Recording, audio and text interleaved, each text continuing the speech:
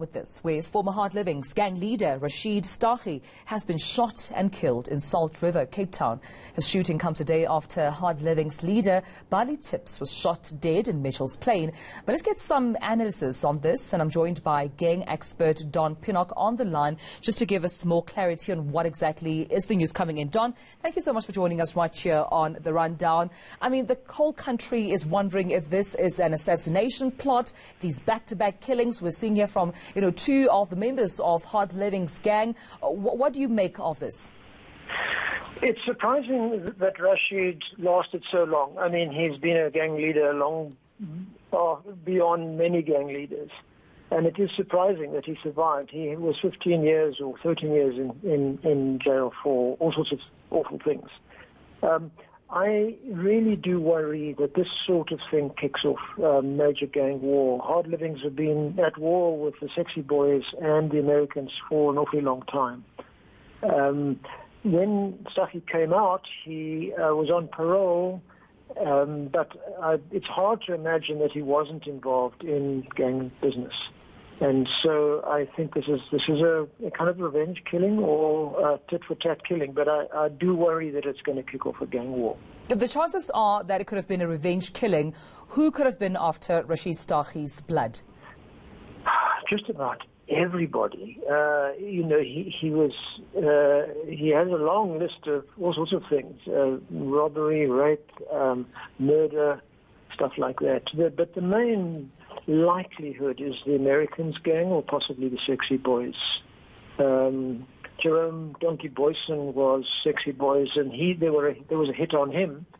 So this could be another tit-for-tat kind of killing. Yeah, and you mentioned that there could be a possibility for a war zone here. I mean, what could this possibly mean for the community of Salt River, of Mitchell's Plain? I mean, Cape Town at this moment we know is already gang infested. It's a crime zone. Could this make things worse?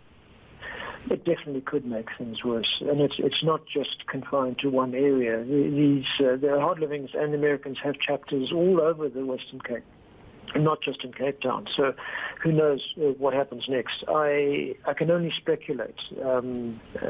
That's all. I'm sort of standing by. I'm sure the police are standing by, going, "Oh dear, This might be a very busy Christmas." I don't think it's just the police perhaps that knew. I suspect that perhaps even Rashied Staggie himself, could have felt that something was coming, because reports suggest that he had been feeling unsafe for a while, especially since, coming back from prison.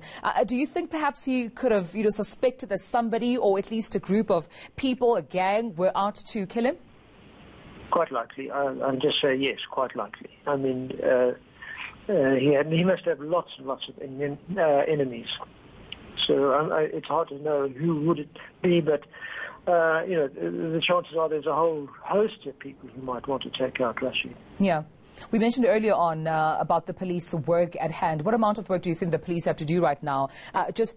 Previously we had reported how the police was already under-resourced when it came to just stabilizing Cape Town as a city in terms of crime in parts of the Cape Flats and parts of Mitchell's Plain. But what amount of work do you now think rests on their hand after this killing?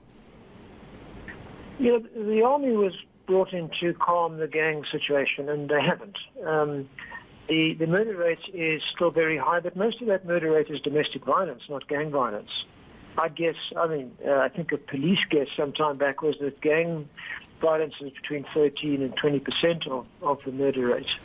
But this kind of thing, it just kicks off. There was one weekend in which 47 people were murdered in the Western Cape, mostly within Cape Town.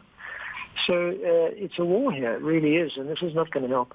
All right, then, Don Pinnock, we'll leave it at that. Thank you so much for your time.